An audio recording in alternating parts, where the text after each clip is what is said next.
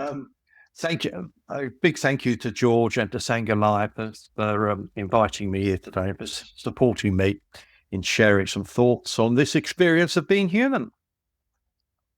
Today, I would like to explore the idea of the spectrum of human sensuality. The Buddha tells us that the extremes of addiction to sense pleasure and the addiction to self-mortification are not the path to happiness. But what is considered the middle way for a practicing monastic might be somewhat different and some distance, as it were, from the middle way of a layperson practicing the Dharma in their own way.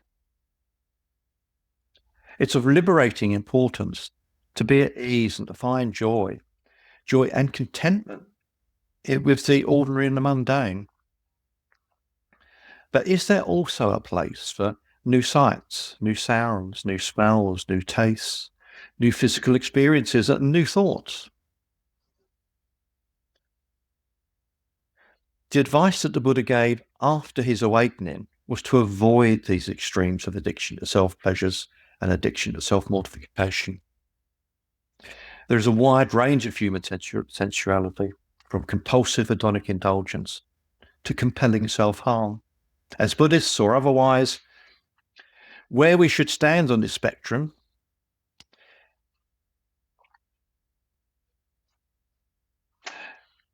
is a question, and should we all be standing in the same place? But more of this after our meditation. I now invite you to practice some self-care by joining me in a 30-minute tranquility meditation, to calm the breath as best as you can, to relax the body as best as you can, and to quiet the mind as best as you can, all in the service of cultivating calm and pleasant abiding, and of deliberately, intentionally developing joy as best as you can in the here and now. So we'll have 1 bell to start and 3 bells to finish.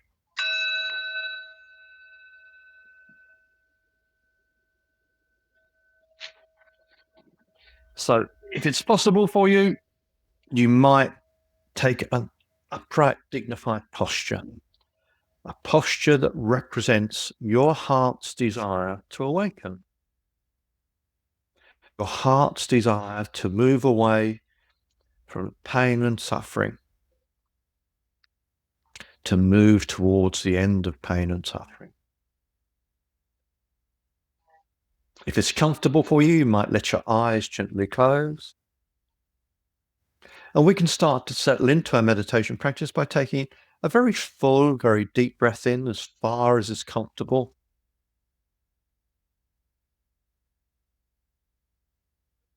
And a long, slow, deliberate breath out, letting go of any tension or stress in the body as we do so. And again, a very full, very deep breath in.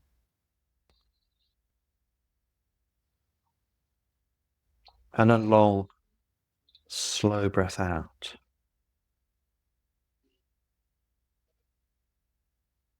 We can let our face be soft. We can allow our jaw to relax.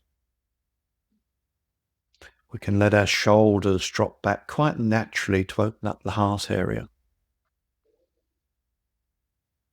Our arms and our hands can rest easily, with our hands in our lap or on our thighs.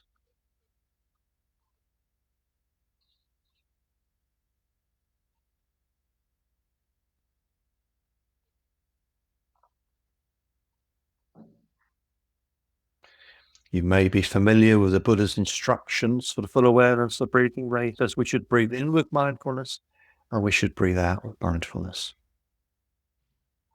So sometimes it can be helpful when we start this practice just to make a mental note, a silent mental note at the back of our mind. Breathing in, I'm fully aware of the entire in-breath.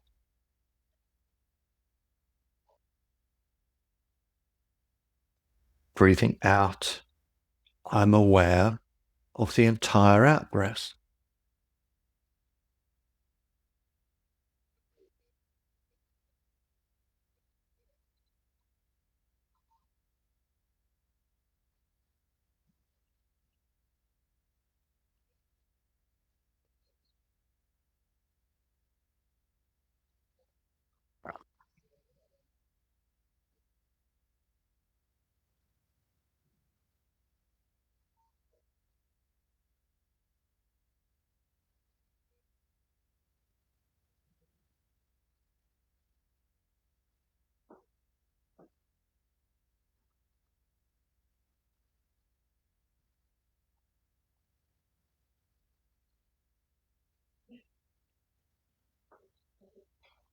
After a little while, once we've settled into the practice, it might be possible to drop this mental commentary and just note with a wordless awareness, a wordless knowing, in,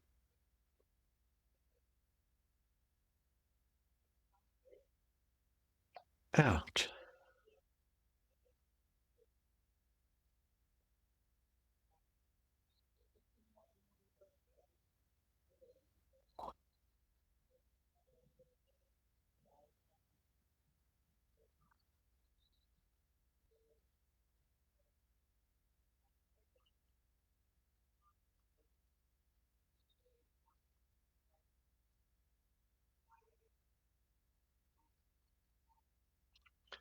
Life rests upon a single breath. So we're encouraged to bring a friendly, affectionate interest, a friendly, affectionate inquiry to each and every breath. Each and every breath is our life. I have a limited number of breaths. And each breath I take is one breath closer to that final breath.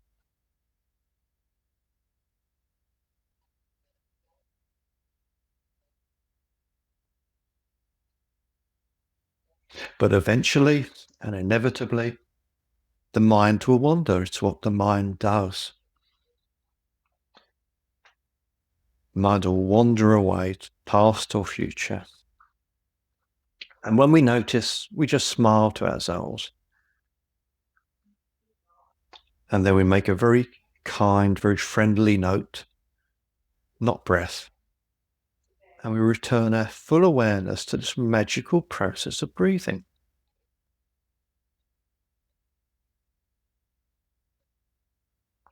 And what the Buddha asks us to do when we start this meditation is just to note the entire in-breath, the entire out-breath. Is it long? Is it short? Is it rough? Is it smooth?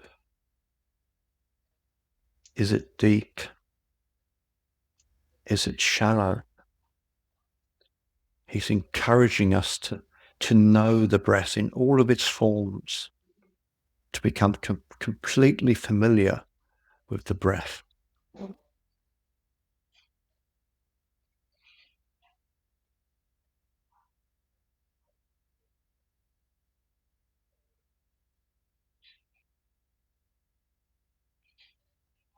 So when we're breathing in a long breath, we know that we're breathing in a long breath. Or if we're breathing out a short breath, we know that we're breathing out a short breath.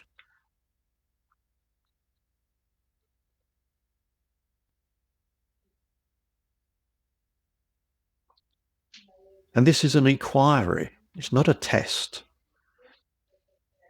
It's a gentle, affectionate, friendly inquiry. It's a magical process of breathing.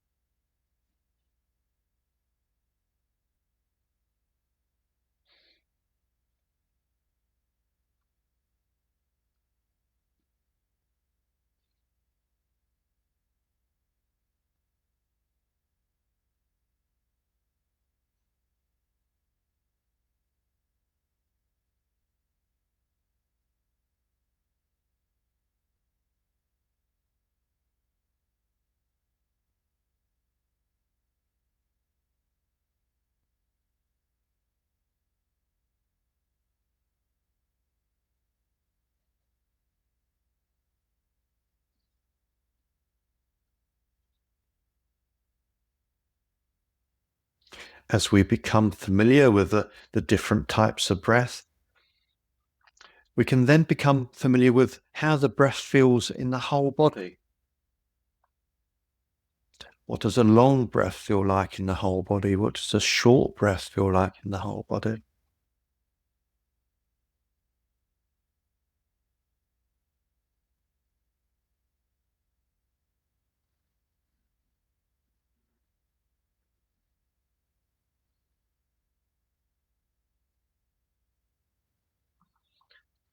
How far does the chest move with a soft breath, or a hard breath, or a deep breath, or a shallow breath?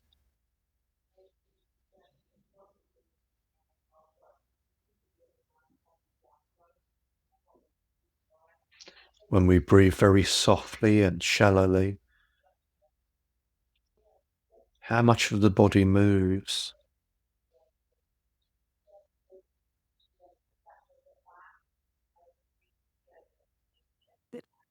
When we take a deep breath in, completely filling the lungs, and a long, slow breath out, how does that feel in the body?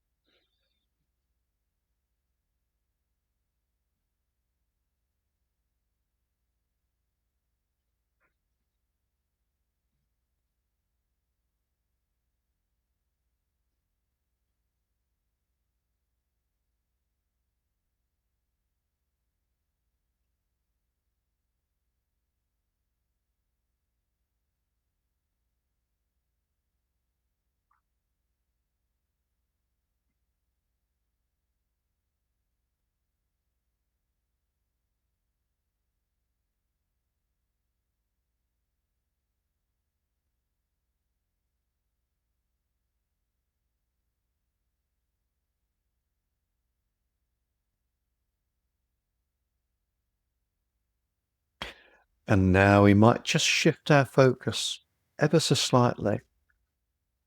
And as we breathe in and out, regardless of the quality of the breath, we use the breath to relax the body. We draw the breath into the body with the intention of bringing calm and peace and stillness to the body. Either on the inhale or the exhale, we can let go of stress, let go of tension, and just come into our body.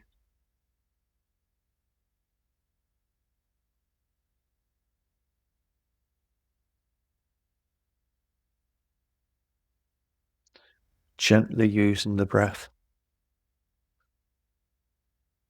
to bring some ease as far as is possible, to bring some calm as far as is possible, to bring some stillness as far as is possible.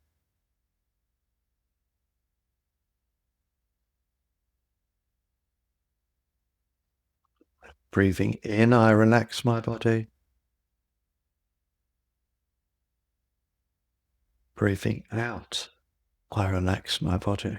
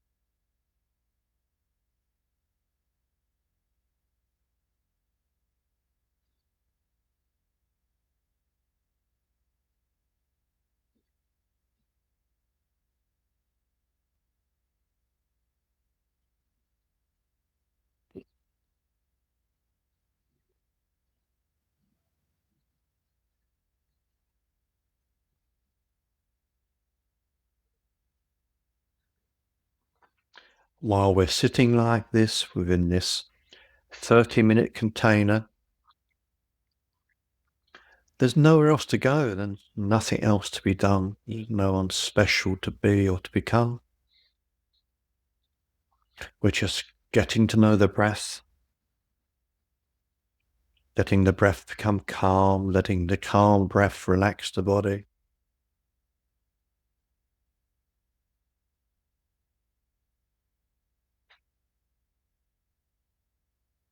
And then out of this is naturally born joy. But we have to be mindful of it. We have to be aware of it. While I give myself the gift of this 30 minutes of self-care, being at one with my breath, being at one with a relaxed body as far as is possible. Of course, we can't always get it absolutely right, and perhaps it's impossible to ever get it absolutely right, but we're doing the best as we can. Calm breath, a relaxed body, and nothing else to do. And natural joy should arise.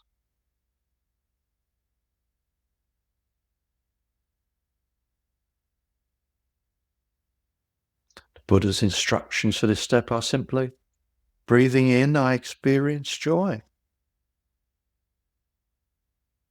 Breathing out, I experience joy.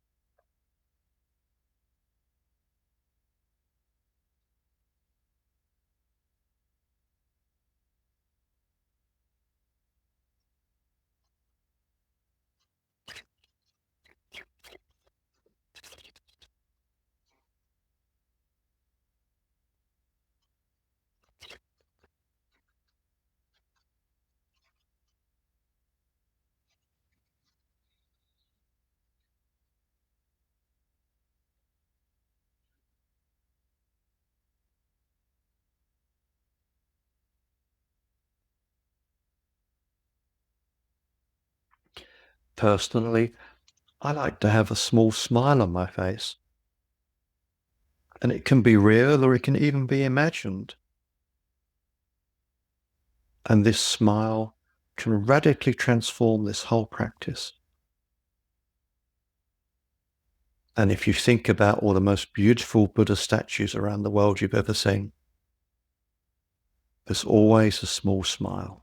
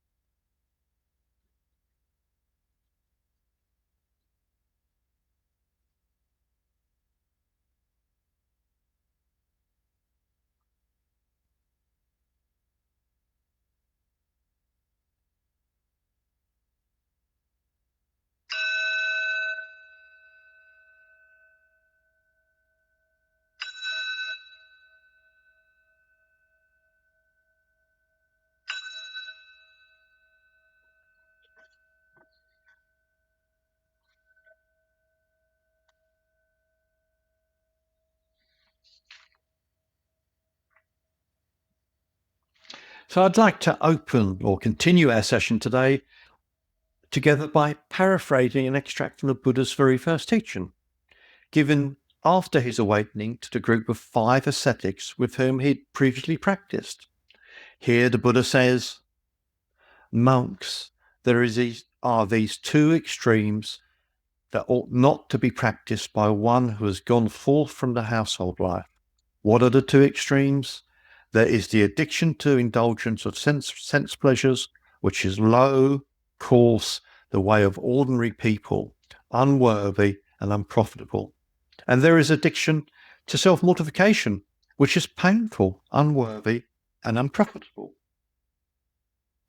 It might seem obvious that the extremes of addiction to sense pleasure and addiction to self-mortification are not the path to happiness. But knowing this does not seem to prevent me from oscillating from one extreme to the other to varying degrees.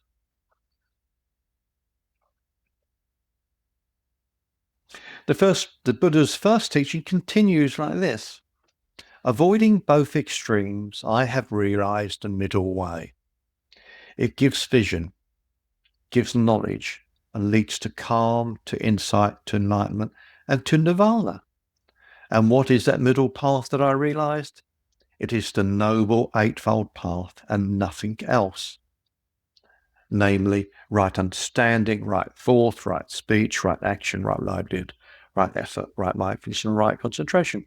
This is the middle path that I've realized, which gives vision, which gives knowledge, leads to calm, to insight, to enlightenment and nibbana."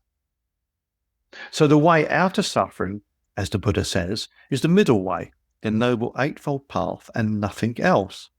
A middle path that avoids the extremes on the spectrum of sensual existence. I think the first and most critical step on the noble eightfold path is right understanding. And the first things that we need to understand correctly and as completely as possible are the true realities, the actualities, the limitations and the possibilities of being human. The Buddha's primary insight into human existence can be paraphrased as life is painful and then you die. If this is true, then how do we skillfully respond to the difficulties and disappointments of life and the certainty of death? Following this insight, the Buddha says that we are the slaves of craving. We crave sensual pleasures, excitement, stimulation and novelty. We crave fame, fortune and continued existence. We crave the annihilation of things that we don't like, people and situations we can't handle, and even our own demise. In response to life's unconscious true realities, we sometimes resort to extremes to avoid them, becoming fixated on sensory overload or deprivation to make our lives more manageable and comfortable. Today, I would like to explore an appropriate understanding of these true realities of human existence and how we might engage skillfully with the spectrum of sensuality. The dictionary definition of sensuality is the enjoyment, expression, or pursuit of physical, especially sexual pleasure. Sensuality is the opposite of asceticism, which is defined as severe self-discipline and avoiding all forms of indulgence, typically for religious reasons, as in acts of physical asceticism. For my talk today, my definition of sensuality is centered on the Buddhist teachings of anatta and dependent origination, focused around the 6 human senses of seeing, hearing, smelling, tasting, touching, or thinking. From a neuroscience perspective, it is from these sensory inputs that I actually construct the world I live in. This is the true reality. This is how things really are. And if we can understand and be mindful of these actual true realities, we might experience freedom from guilt, freedom from shame, freedom from conflict, and confusion about our own sensuality. I've touched on many of today's themes in other talks, and I will, in all likelihood, probably repeat myself in some way today. However, I hope that I can offer some different angles, some new perspectives, some expanded viewpoints on what it is to be a living being, to consciously experience this human existence. And if I do repeat myself, then it's worth remembering that repetition is a very effective teacher. I'd like to offer some personal thoughts on right understanding, particularly an appropriate understanding of the Buddha's middle path and the Dharma as the basic pattern of things, or how things really are, and how we might view and manage our sensual preferences rather than being driven by them, or even being at war with them. As I so often do, I'll start today with a quote from Marcus Aurelius, a Roman emperor and Stoic philosopher, who once said, everything we hear is an opinion, not a fact, and everything we see is a perspective, not the truth. I have no claim to truth. My practice, like my life, is anything but far from perfect. Today, I'd like to share my current personal perspective on the basic pattern of things and how things really are, particularly from this understanding of the spectrum of human sensuality. I say current personal perspective because part of my practice is to remain open to reality that my views, opinions, and perspectives are subject to change. Once upon a time, most of the world's population believed the Earth to be the center of the universe. After hundreds of years, medics proposed that sickness and diseases were caused by foul air. This just goes to prove that what was true and certain one day might not be true and certain in the future. So I'm open to changing my views. There's a real trap whereby our views and opinions, whether religious or political or otherwise, solidify and become our identity. They become our self. And then any challenge to these views become an existential threat to the solidified self, the self that must be protected at any cost. And this leads to inner and outer conflict. So I try to maintain a skillful doubt, not grasping and clinging to my views and opinions, and not grasping and clinging to, as far as possible, to a solid sense of self. There's an old Zen proverb that goes, great doubt, great awakening. Little doubt, little awakening. And no doubt, no awakening. Being mindful, I remember that my views and opinions are simply that, views and opinions, and not necessarily the truth.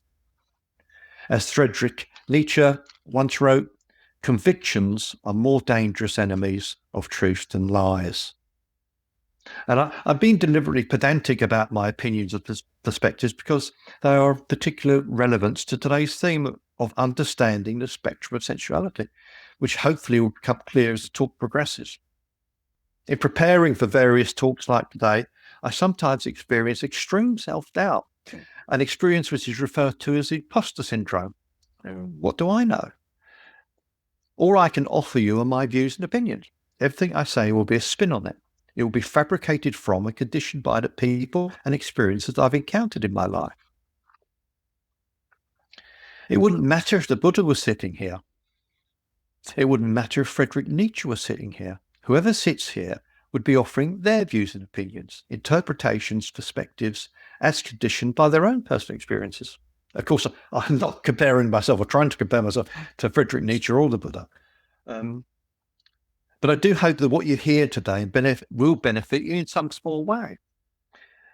And I have a confession to make that my perspective and my views, my current perspectives, is obviously conditioned by the fact that I'm convinced this is my one and only life. And I apologize if this conviction doesn't align with your own personal viewpoints, but it's important because it obviously conditions what I'm going to say. Nietzsche warns we should be wary of strong convictions to prevent us from seeing and perceiving things differently.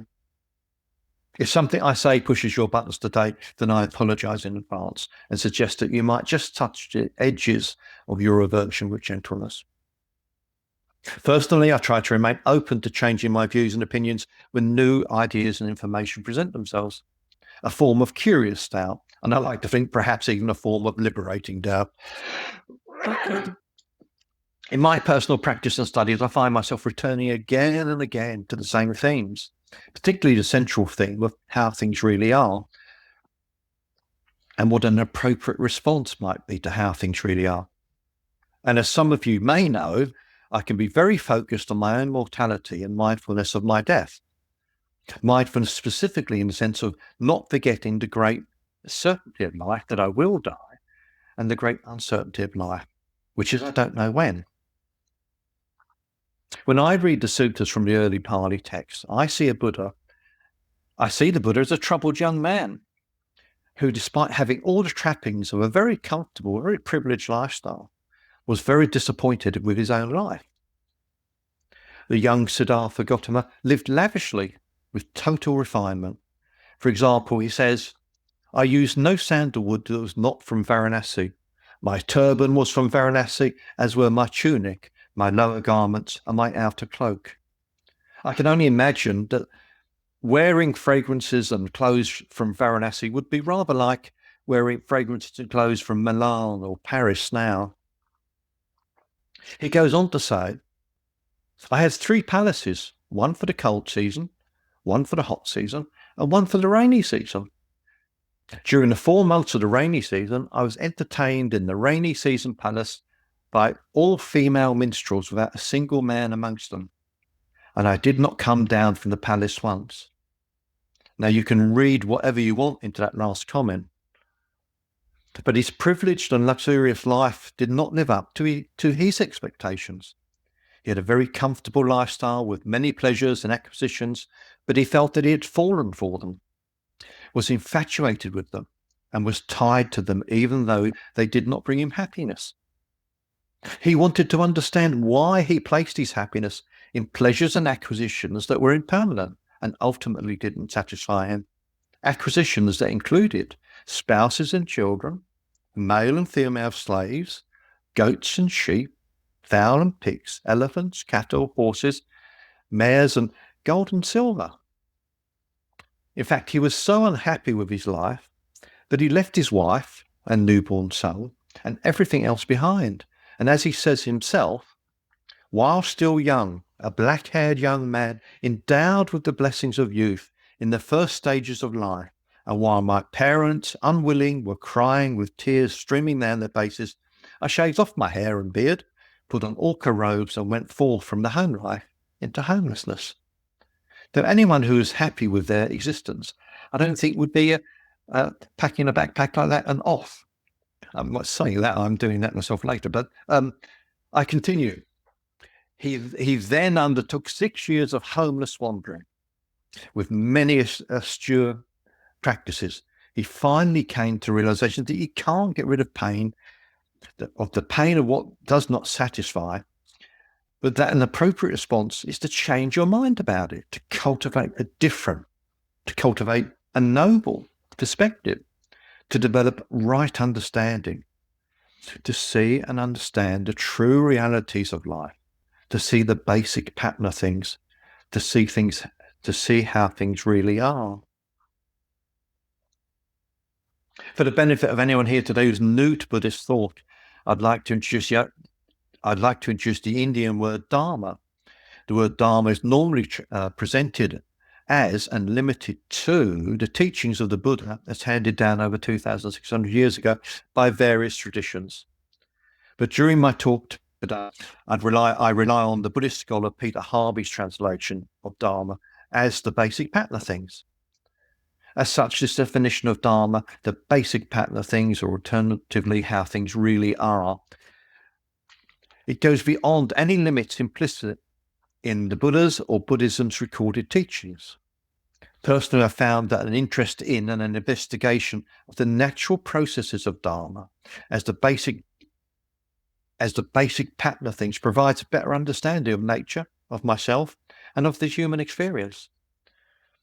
The basic pattern of things is a universal Dharma, a Dharma that includes all the natural sciences, psychology, philosophy, both ancient and modern. For me, the Dharma is about a healthy relationship with reality, a noble relationship with reality. My pursuit of the Dharma is in the service of eliminating an existential dissonance, the ending of my self-centered exceptionalism. That is the idea that these realities apply to everyone else, but they don't apply to me. Indeed, the basic pattern of things, or how things really are, cannot be confined to any established Buddhist texts or teachings, because everything changes. including human knowledge.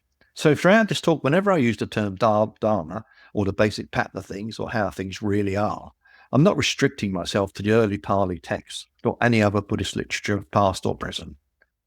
As I shared recently at an online sit and share meeting, that perhaps I was diluting my pursuit of Buddhist Dharma with my regular excursions into philosophy and psychology and neuroscience. But in hindsight, maybe the word dilute is wrong. In hindsight, maybe I think actually I'm strengthening my pursuit of how things really are and the basic pattern of things by continuing to engage in Gautama's Dharma, the Buddha's Dharma, specifically that of the early Pali texts, alongside and in combination with ancient modern philosophies, modern psychologies, including evolutionary psychology, and ever-advancing neurosciences.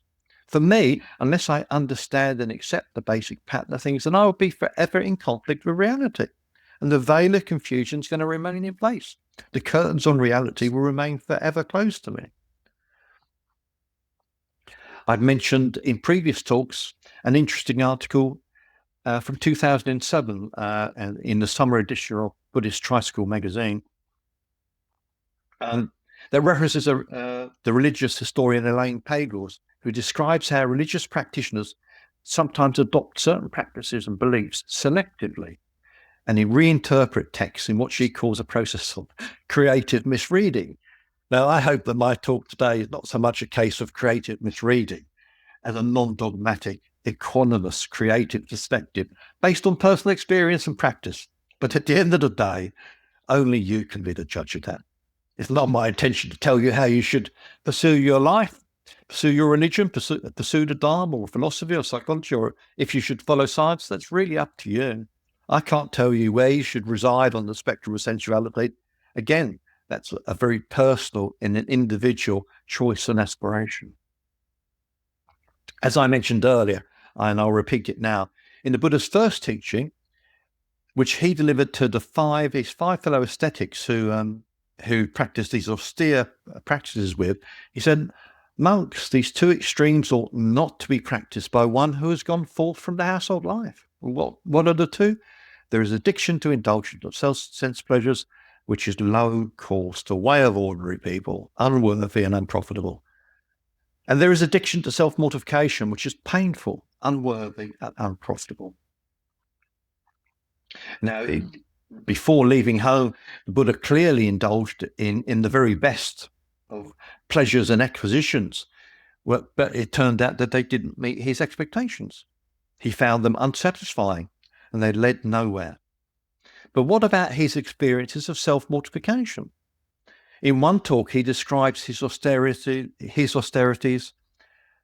Sorry, in one talk that it's not autobiographical, it's someone else describing his austerities that he practiced with clenched teeth. He tried holding his breath, taking no food, eating little food, and meditating in scary places. But in a different talk, an autobiographical talk, the Buddha explains, he goes into a little bit more detail and describes that during his 6 years of wanderings, he went about naked, or he clothed himself in hemp. He clothed himself in shrouds, in old rags, in tree bark, antelope hide, bark fabric, wood shaving fabric, head hair wool, animal wool, and even owl's wings. And I find that very hard to imagine someone going about in owl's wings. He ate hide parings or rice scum or grass or cow dung. He ate forest roots or fallen fruits. He didn't shave, but he pulled out his beard and head hair. He sometimes stood continuously, refusing to sit down, or he squatted continuously for long periods of time. He made and he slept upon a mattress of spikes, a bed of nails, as it were. He didn't wash his body, seemingly for years, and he would self-isolate in the forest, hiding from people, maintaining his seclusion, and not wanting to be seen by anyone. When no one was around, he would go on all fours into cow pens and feed upon the dung of young suckling calves. He ate his own excrement and drank his own urine. He spent the coldest winter nights naked in the open and the hottest summer days also naked in the midday sun. He slept in the charnel grounds using the bones of the dead as a pillow. And cowherd boys would come along, they'd spit on him and urinate on him and poke him in the ear with sharp sticks. Eating a single grain of rice a day, his body reached a state of extreme emaciation. His hair rotted at the roots and fell out. But after experimenting with these things, the Buddha says, I did not attain any superhuman states, any distinction in knowledge and vision worthy of a noble one. So he gave up these practices as a dead end. As the Buddha said, the middle way is the path to freedom. The middle way is a noble eightfold path and nothing else. These extremes of addiction to pleasure and the extremes of addiction to self-harm are not the way. And this first step of the eightfold path is samadhi. Sama, the word, can be translated as right, wise, perfect, or complete. And ditti can be translated as view, opinion, or understanding.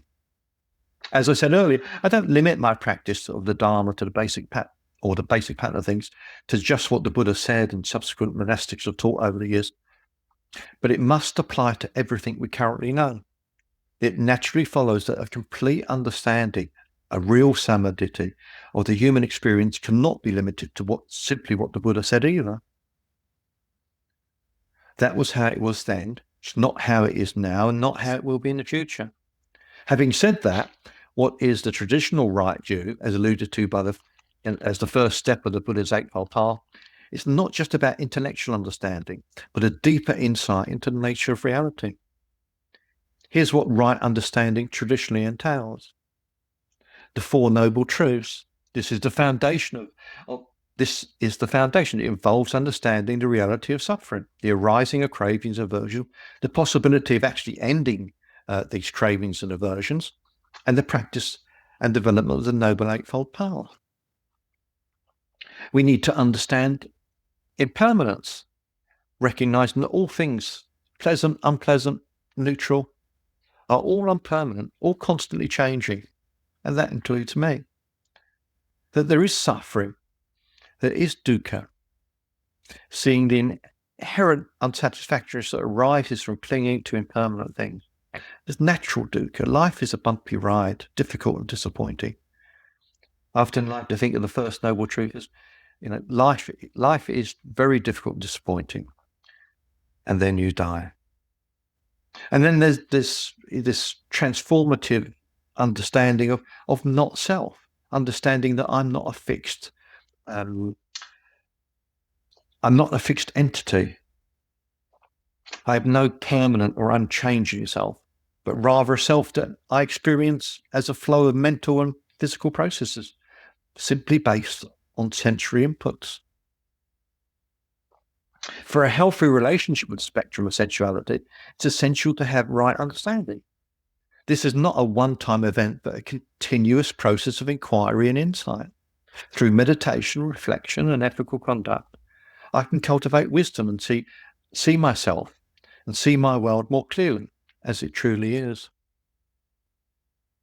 For a complete understanding, we can compare, contrast, and even verify the Buddha's liberating insights through psychology, science, and philosophy.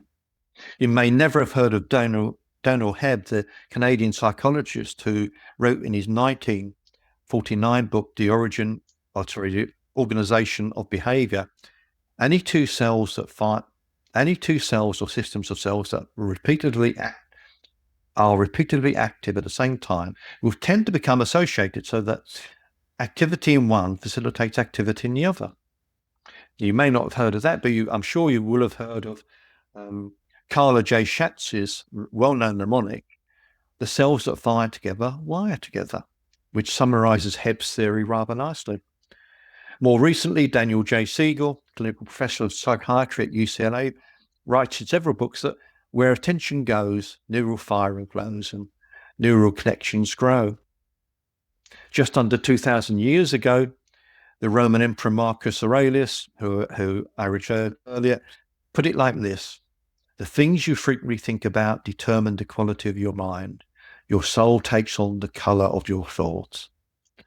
And 700 years before Marcus Aurelius, the Buddha said, whatever a person frequently thinks about and ponders upon that will become the inclination of their mind, which can be paraphrased as whatever you frequently think about and ponder upon, that will become the shape of your heart. The shape of your heart will shape your world.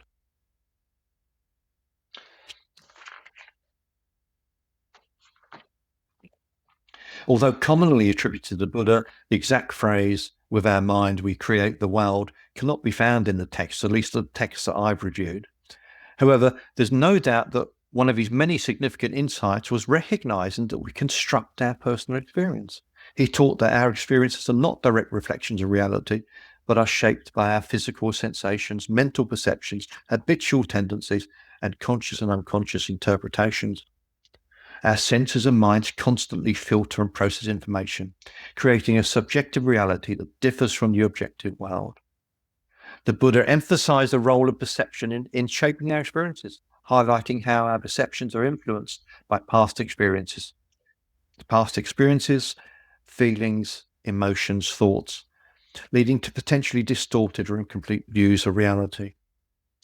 The modern neuroscience echoes this perspective. For instance, David Eagleman, in his book, Incognito, The Secret Life of the Brain, says that the brain actively constructs reality rather than passively recording it. And Lisa Feldman Barrett, in her wonderful book, How Emotions Are Made, presents the theory of constructed emotions, suggesting that emotions are not innate, but are instead constructed by the brain based on past experiences, cultural context, sensory inputs.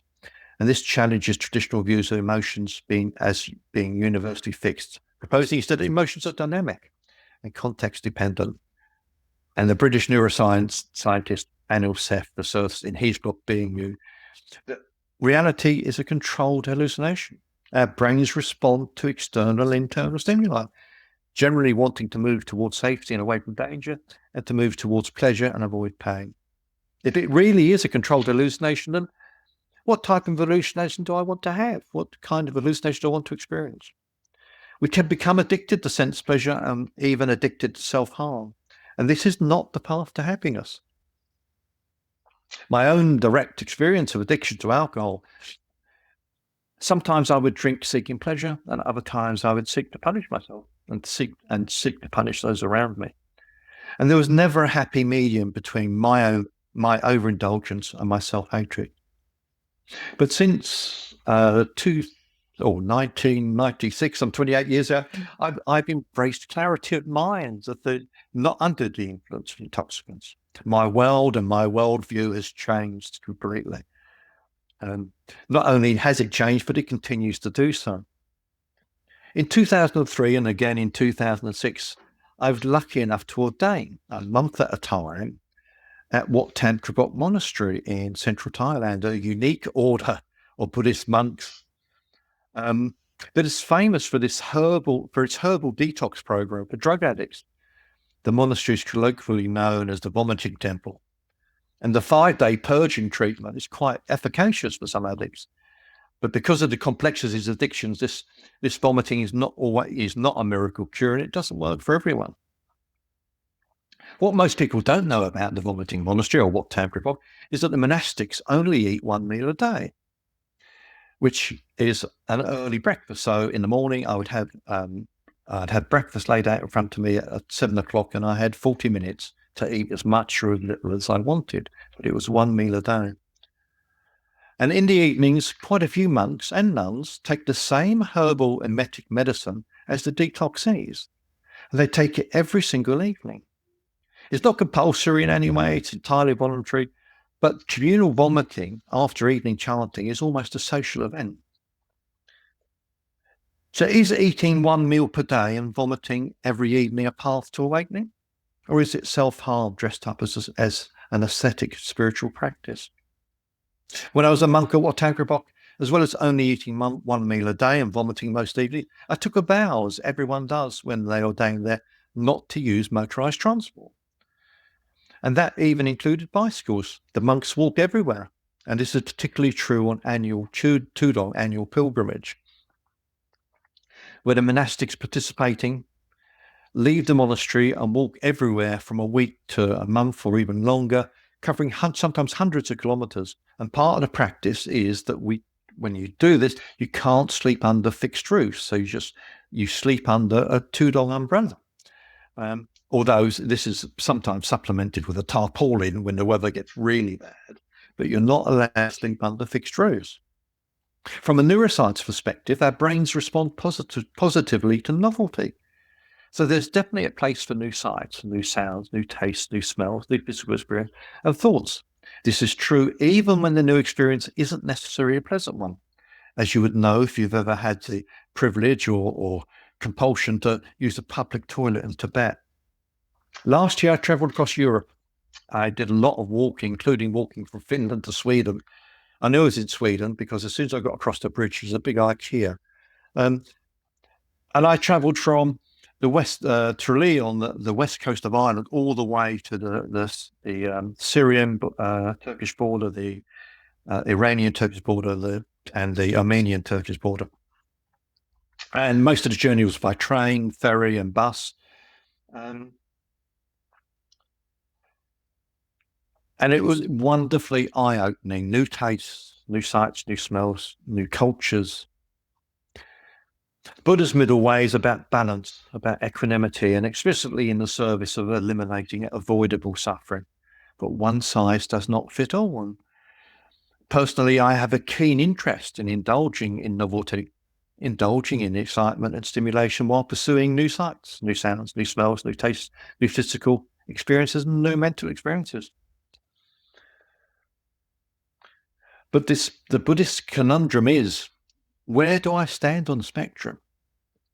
What do I renounce as a monk or as a layperson? What do I let go of? What do I relinquish? And then what do I engage with? Where do I place my attention? What do I pursue? I don't know if I'll have any regrets about my life when I die. On my deathbed, I don't know whether I'll have regrets about not being a monk and pursuing those austere practices.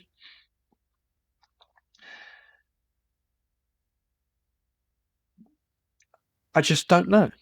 And only I can choose what I'm going to renounce and what I'm going to pursue. And in the same way, only you can make your choices. I'd just like to finish with the last verse of a lovely poem, The Summer's Day by Mary Oliver, where she says, "Tell me, what else should I have done? Doesn't everything die at last and too soon? Tell me, what is it you plan to do with your one wild and precious life?" Thank you.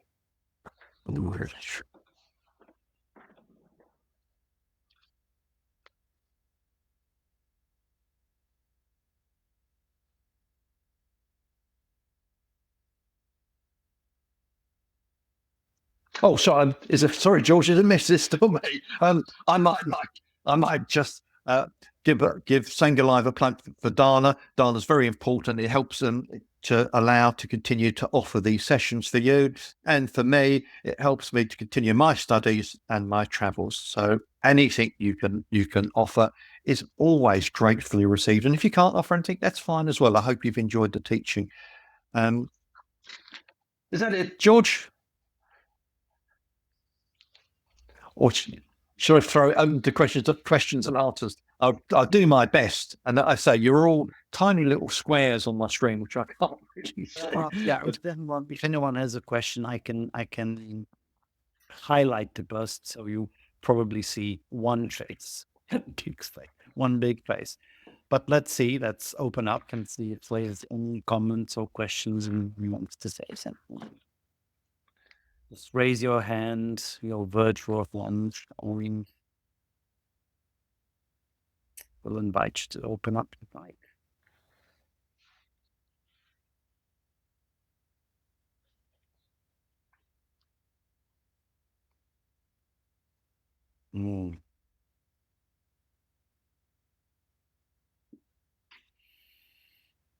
No questions.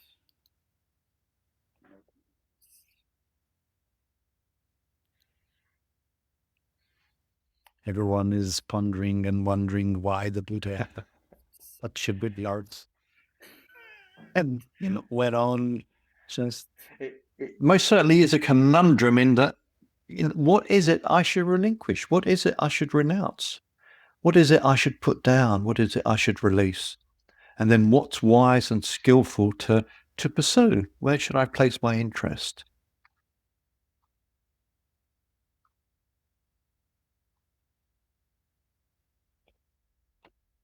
How much TV is too much TV? How much Ben and Jerry's is too much Ben and Jerry?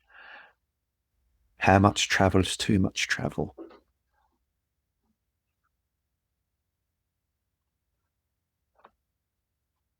And it all so much depends on each and every one of us. Okay, Charles Lee wants to speak, and then Maddie also. So, I'm going to highlight you, Charles Lee. Yes, thanks. Okay, and you can unmute yourself and. All right, thank you. Thank you. I came in a little bit late, but thank you for the session and the talk. And the description of that the monastery, the vomiting monastery, or the monastery that helps to treat people with substance use issues. It's very, very interesting. And it makes me think of I know the Buddha's journey in terms of a lot of austerity practices, to the point of being so skinny, only eating a grain of rice a day, and getting so skinny that it could feel his backbone from his belly button. I guess a question for me would be, for this monastery, what might be, I mean, I don't know, is that the middle way? Are they too austere, or like what would be too austere in that situation, versus, I just find that very, I wonder if, has it changed there? Were they once even more austere than, No, it's a fairly new order of monks since about 1959. So relatively new and going quite unique, not only in Thailand but in the world. And the question remains: are these austere practices, are they spiritually enlightened, and are they for us or not for us? There's the number of additional practices that monastery monastics sometimes take, like not sleeping in beds. They sleep in chairs and end up with crooked backs. So, to what end? So I have to ask myself, to what purpose am I renouncing this, or to what purpose am I pursuing this? And does this cause harm, or does this cause awakening? So it's a difficult question. I don't think there's a global answer so much as an individual choice. So that when I get to my deathbed, if someone were to say, Vince, you've got 10 minutes to live, I can say, I've got no regrets. There were things I would have preferred happened or didn't happen, but I have no regrets. So if I'd spent from 2000, and I think I first ordained in 2003, if I'd spent from 2003 to now eating one meal a day and vomiting most evenings and not going anywhere because I had to walk everywhere, would I be happy? Would I be content with that? Would I feel like I'd missed out anything? But I made my choice. I took the roads off, and I took a different path. If that makes any sense to anyone, it makes a lot of sense to me.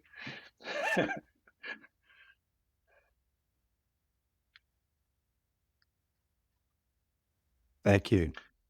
And the other question is, what's the value of that life? What's the value of my life as a layperson against the value of my life as a monastic? Both practicing a middle way in our own way. Okay. Thank you. Well, Maddie was. It's all going very quiet. if I can. Maddie had her I hand can up. ask a question. Yes. Yeah. We just highlight you. Yes. Okay. Done something wrong here.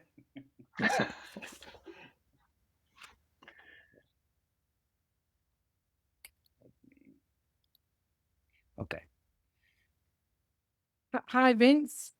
Hello. Yeah, I'm just wondering how you relate. How does your practice relate to the body? Because I have learned to have more of an embodied experience and feel sensations within the emotions, and as a result, the emotions, feelings come up, and I'm able to kind of like sit with them compassionately, but then let them go. So the body, relating to my body, is very much part of my practice. Wondering, how does your practice? I'm I have in the past, not so much now, been totally distanced from my own body. But of course, the four foundations of mindfulness, the very first step is this mindfulness of body, coming into our body in every regard, in regard to the breath, in regard to situational awareness, regarding what's happening in my body, what the body's made up of. And this is a very important teaching, which I'm still practicing because I wasn't very good at it in the first place. But it's one step at a time. Becoming familiar with my breath, becoming familiar with my body in this situational awareness respect, and very much my contemplation of my own mortality and my own death, and the demise of this skeleton with meat on it. What do they call it? A meat covered skeleton. So I'm just a physical body made up of various bits and pieces that won't last forever. So I don't know whether that help answers your question in any way. Yeah, I mean, I would be on the spectrum of body dysmorphia almost. So I think these practices are wonderful to bring us back into our. I mean, the Buddha was so insightful to bring us back into our bodies, to be connected with our bodies, to be using the breath to get there initially. So yeah, does that answer your question? Probably not, and I apologise deeply if it hasn't. Well, I mean, sort of, John. I just, that's what's funny occurred to me about skin hunger. That the relationship with touch as well from another human being, and how human that is. But I don't know where that sits with sensuality and. Well, I'm in a friend's house in New Jersey, and she's got a lovely dog called Penny, and Penny loves to jump up and be cuddled, as we all do. We all want to be touched. We all want to be cared for. New tastes, new smells, new physical sensations, new sights, new sounds. I've been blessed to be able to travel recently. And in fact, I'm off to JFK now to go to Taipei, and then on to Japan and South Korea. And I'm just looking forward to those smells, those sights, those tastes, and can so not to feel guilty about it, because if I follow this monastic, route of, I can't go anywhere unless I can walk there. It's a very long walk. I need cold blasters, walking boots. How are we? Time's nearly up. Thank you so much.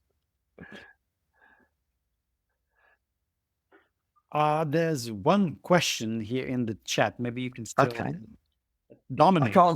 I can't see it, but if you I'll read it. Somebody asks, why did you travel across Europe?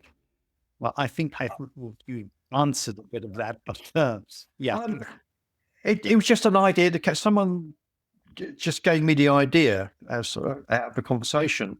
Why not get a European rail train pass? And I looked it up, and I could have a first class 3-month rail pass covering 33 countries for a ridiculous amount of money, because I'm over 60. And when I bought it, the company that offers these rail passes, they have annual sales. So I bought it in the sale as well, so it's even cheaper. And then I'm an addict. I like to have it all. I want more and better. So if I've got a 3-month rail pass is going to take me, I can use anywhere in Europe. I want to see every single country. So I ended up seeing not only the 33 countries that are covered by the rail pass, but I took the bus to 2 countries that aren't covered by the rail pass. I took the bus to Albania, and I took the bus to Kosovo. So I ended up seeing 35 countries in 101 days, I think. No, 33 countries in 92 days. And then I took myself for a month across Turkey to the border with, as I say, Armenia, Iran, and Syria.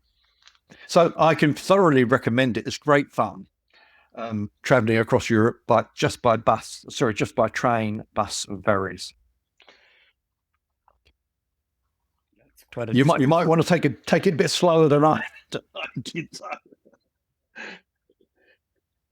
Okay, so now Axel Pilzin, I think. Yeah, we have certain difficulties in saying your name. Sorry, but she asks, how come you are going to Asia? I have it in mind that if I'm going to travel, I'm only going to go as far as possible to countries I've never been to before. And as I find myself here in New Jersey, I was invited to speak at a Buddhist Recovery Summit. So I was giving an in-person talk this morning. If I'm here, where should I go next? And I've never been to Taiwan. I've never been to Japan. I've never been to South Korea.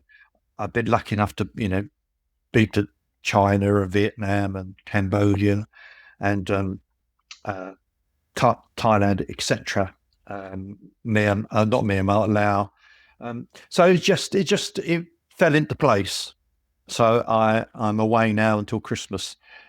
Last year, I was fortunate enough to travel through Central and South America, and I found myself on the Amazon River, where I bought a hammock, a cheap hammock, and you hang it on the top deck of a boat, and you float down the Amazon at the exorbitant rate of about $25 for 3 days and 2 nights, including food. Then on to a second boat in Brazil, slightly bigger, for 3 nights and 4 days for about €45, including food. And the experience of floating down the Amazon in a hammock, just watching the world go by, is wonderful. It really is. New sights, new sounds, new smells, new tastes, new touch. Although the food was something to be wary of, perhaps. Yeah. Oh, so I may as well, as we're here, I may as well say, on the Hungry Ghost website, the Hungry Ghost Retreats website, I put a little blog together, a little travel blog. There's a section called Traveling Simply to Simply Travel. And I list where I go, what I've spent, how much it costs, just to prove that you don't have to be a millionaire to travel the world. I'm doing it on pennies.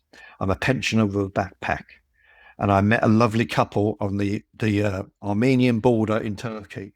Susie was 70, Rick was 72, and they told me that with their backpacks, they were having their adventure before dementia. So I'm trying to catch them up. So wonderful. And that's really a large spectrum of new sights, new tastes, my goodness. Okay, so could you just let me know what the link is of that blog, because I'd like to post it here. It's hungryghostretreats.org. Home. Hungry. Okay. Hungry as in eating. Hungry. hungryghostretreats.org.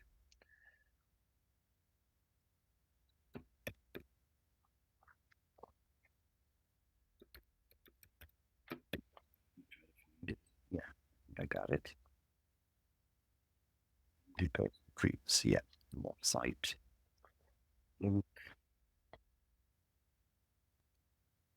Oh, yeah. So if anyone wanted just to put a search into Google or similar, just Hungry Ghost Retreats, traveling simply, hopefully it would pop up. Yeah. The link in the chat for those. Thank you. Okay, so I think that we are on time. Thank you so much, Vince. Wish you best of luck in traveling. Thank you. Like we say, Godspeed. Yeah. If that's appropriate or not. But thank you for this talk. Thank you all, friends, for your presence. And for those of you remaining here still, if you'd like to unmute yourself and just say goodbye, that's fine. And you can go on to the Lord. Yes. Thank you all. Thank you, everyone. Thank you, George. Thank you, Sangha Live. And the first principle of transportation is it doesn't matter how long it takes you to get anywhere. It doesn't matter if it's comfortable or uncomfortable. It doesn't matter how quick it is, how difficult it is. The first principle of transportation is safe arrival. So wishing everyone safe arrivals wherever your journey takes you. Thank you so much. Thank you. Thank you. Thank you so much. Thank you. You're very Thank fun. you. Have a great time. Thank you.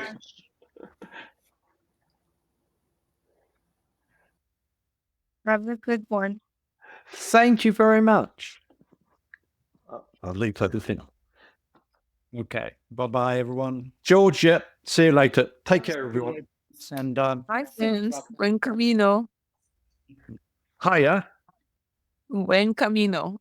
buen camino. When Camino. Safe Yes. path. Safe journey. Buen camino. Oh, well, thank you very much. That's appreciated. Thank you. Okay, I'm hanging up. I've got to get to the airport.